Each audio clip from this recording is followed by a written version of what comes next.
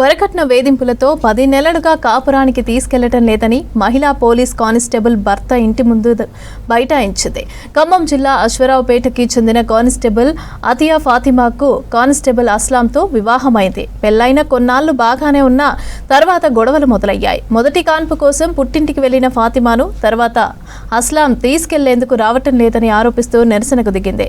బిడ్డ బరువు తక్కువగా పుట్టినందుకు తనను నిరాకరిస్తున్నాడని తెలిపింది ఫాతిమా.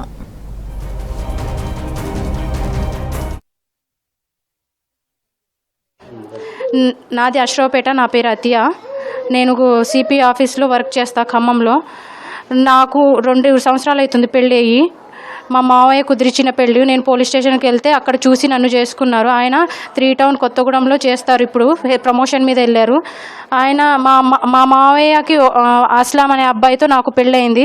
ఆయన ఏమో ఇప్పుడు 2 ఇయర్స్ తర్వాత నన్ను ఇప్పుడు వదిలేసుకుందామని చూస్తున్నారు.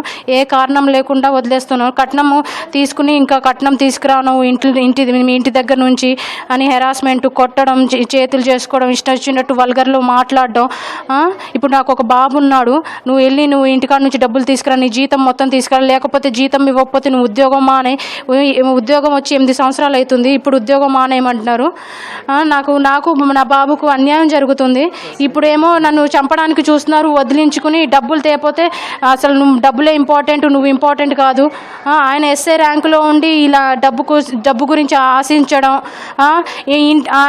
ఇంటి పంచి ఆయన సర్దు చెప్పబోయి వాళ్ళ అబ్బాయిని ఇంకా ఎక్కిస్తున్నాడు. అది కాకపోతే ఇంకొకటి వచ్చింది నీకు అని ఎక్కించడం, వాళ్ళ అమ్మ ఎక్కించడం. మా ఏకైక కుమారుడికి ఇచ్చి వారి కోరిక మేరకు కట్న కానుకలు ఇచ్చి పెళ్లి చేయడం జరిగింది.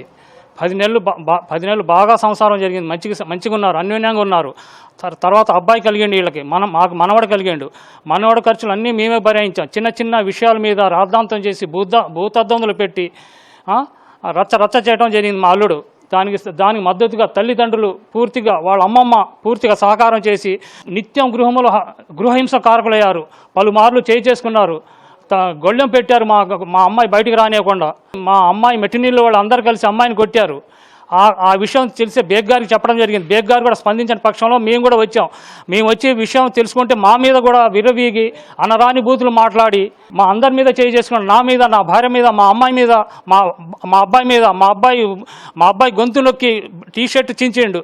నన్ను ఎడమ భుజంతో కొడితే పోయి టీవీ కింద పడిపోయాను. పన్ను ఊడింది. మా అమ్మాయి కాపురం సరిదిద్ది కాపురం సాగేటట్టుగా ప్రయత్నం చేయగలరని వేడుకొనుచున్నాను, ప్రాధేయపడుతున్నాను, రిక్వెస్ట్ చేస్తున్నాను.